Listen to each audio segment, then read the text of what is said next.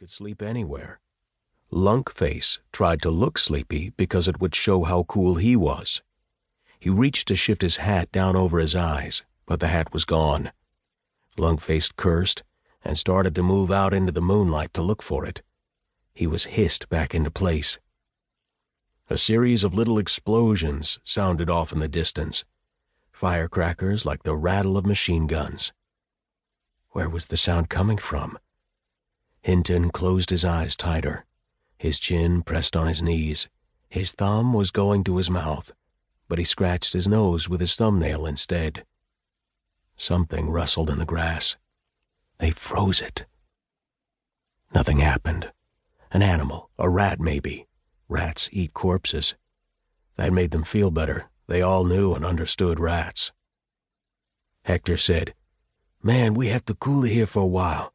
Maybe Papa Arnold will make it here." "How's he gonna know we're here?" Bimbo asked. "If he don't come, we move out to where the train is and go home." The junior shifted his position and stuck his hand out into the moonlight and looked down at his wrist. He was the only one who owned a watch. "This brother doesn't think it's a good idea. It's going to be midnight soon." "So? So, man, you can't stay in a graveyard after midnight?" the junior said, and his voice was hysterical. They all knew what might happen in a graveyard after midnight. Some of them believed it, some didn't, but it disturbed them all except Hinton, who buried his face tighter into his thighs, which were drawing up. It would be good to just stay here, he thought. It was cool, probably the only cool spot in the whole city now. Just too much trouble to get up and go climbing fences and walk all that open distance to that train across the valley.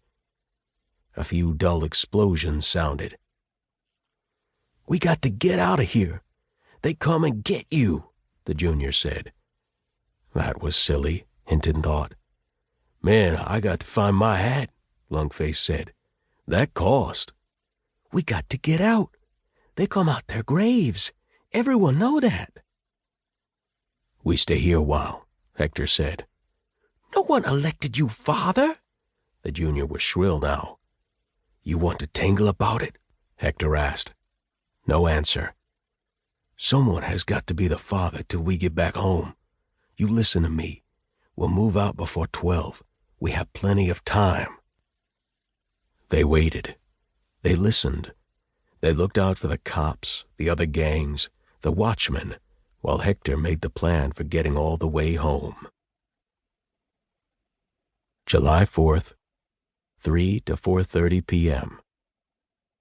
It began that afternoon. 6 Delancey Thrones were intent on playing a card game in their clubroom. They were in summer uniform, tight ice cream pants and red T-shirts. It was very hot. It looked like any other summer day except that it was the 4th of July. When they were like this, reduced to boredom, card playing, the police were jumpy and the youth board workers were talky because things broke out of place and rumbled. Outside in the street, the punks and tots were beginning to blast away with firecrackers. The men looked as if they had always been in that position, nor could they ever move again, except to put down a card, ask for a little luck, curse or mutter, "Man," as they did again and again. Standing behind them, their bellies pressed against their boyfriends' hard shoulders, a few girls watched the play. They rubbed up slowly so that no one should see or know. Everyone was hard up because Ismail, the Presidente, had forbidden sex for a week. He always barred sex before a rumble. He wanted everyone mean. A transistor radio blasted out rock and roll, wailed of lost love, broken dates, betrayal, heartbreak. They welcomed the disc jockey's hopped-up voice, biting off the wail edge of each record, because it moved the time along. The clubhouse had once been a ballroom. A chandelier hung overhead, the revolving kind that used to throw romantic spangled lights on dancing couples.